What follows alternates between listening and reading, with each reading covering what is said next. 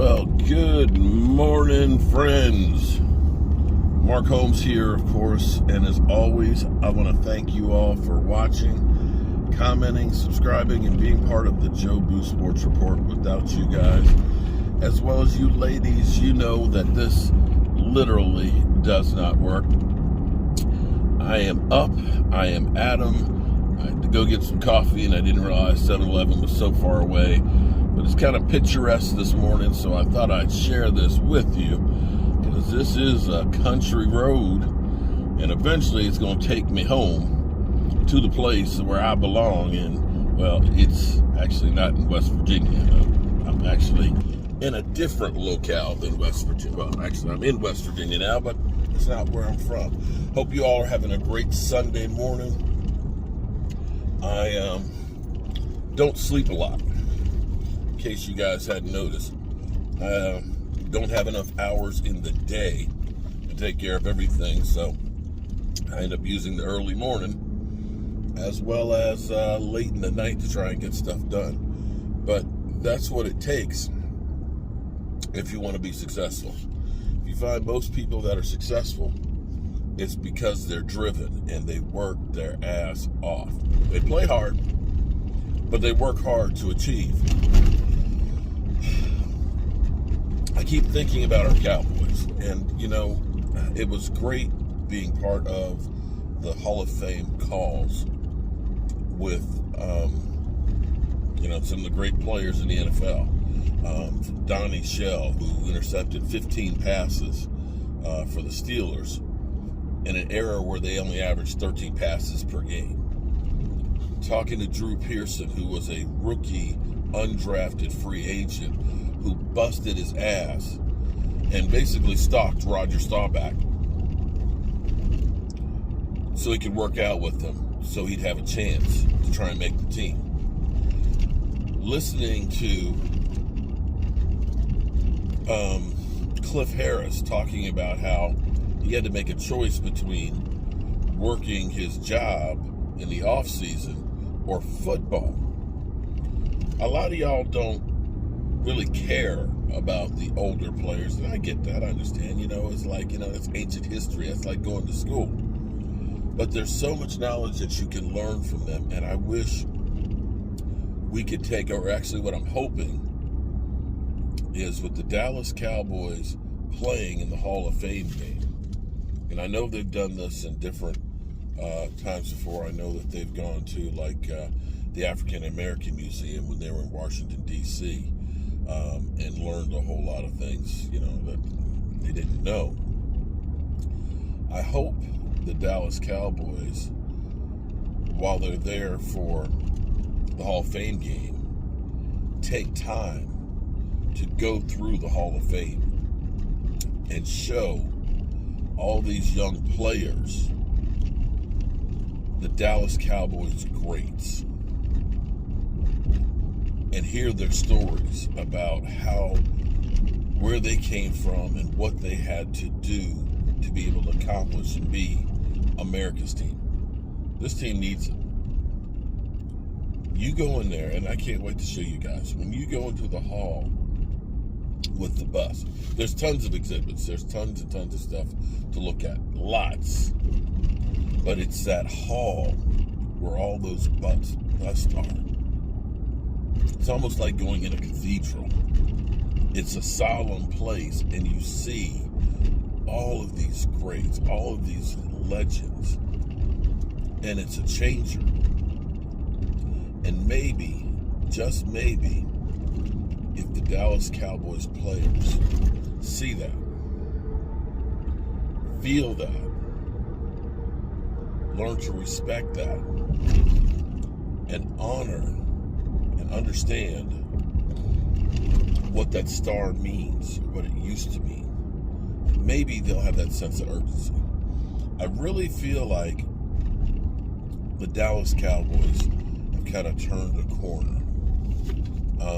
Jason Garrett was here for 10 years, and I'm not going to try and sully Jason Garrett or anything like that. Jason Garrett's a really nice guy, and the players love Jason Garrett. But Jason Garrett was not the one to get this team together. You know, it's kind of like a lot of y'all will look at Dak Prescott and you'll say, oh, well, Dak is this, Dak is that, blah, blah, blah, whatever. But it takes a special character person to be able to be the face of the Dallas Cowboys. That's just not something anybody can do.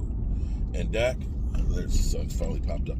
And Dak handles that pressure like it's nothing. Dak Prescott just brushes it off and just keeps playing and keeps working. And it's an amazing thing to me to be able to watch that and enjoy. You've seen, and we've seen, lots of guys that have come in here that are not able to handle that pressure.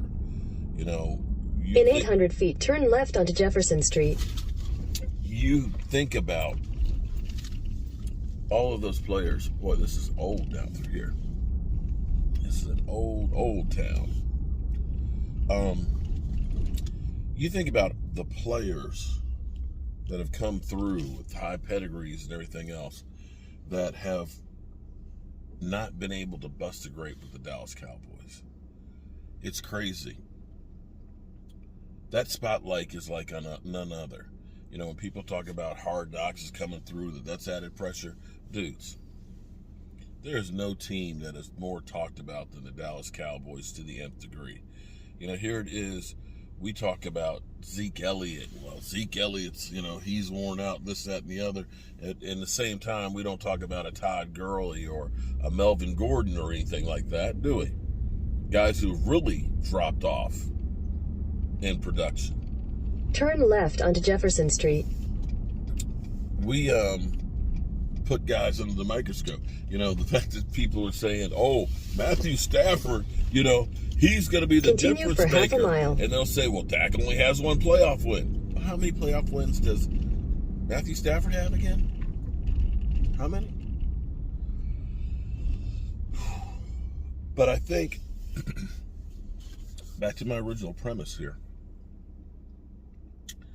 I think that the Cowboys, between the Jason Garrett era and the Mike McCarthy era, last year wasn't enough time, and with the COVID and everything else in the shortened off season, wasn't enough time to turn the page from the Jason Garrett era and the way they did things. I think truly getting Dan Quinn here has gotten a new attitude with this team. I think it's changed the dynamic that I believe, and I could be wrong. Check out this. Look at this bridge. Bridges. I should have parked my car and walked across this, because it's just something about old bridges, you know, the archways and everything else. The river down below, sun coming up. It's very, very picturesque. You're not really getting the feel for what it looks like. I think I cut the camera off. But I think the Cowboys are actually turning the page on the Jason Garrett era. And they're beginning to evolve into something else. That Dan Quinn is actually instituting accountability and hunger.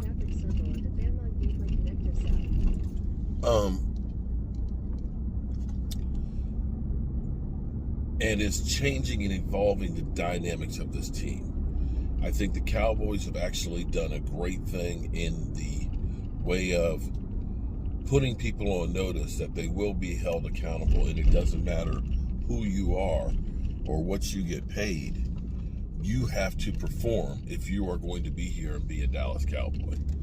I am so excited that come Tuesday, they head off to Oxnard, looking this morning at the headlines, that there's no off-season incidences being reported, you know, this last weekend. And from here on out, that it should be focused solely on football.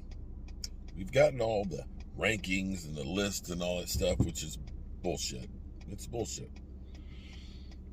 Nobody really knows what's going to happen. Nobody really knows who's going to perform. It's now time for those guys to put in the work and show up and show off. Whew. It's time for me. Go reseat a toilet and take care of a shower. Hope y'all have a great day.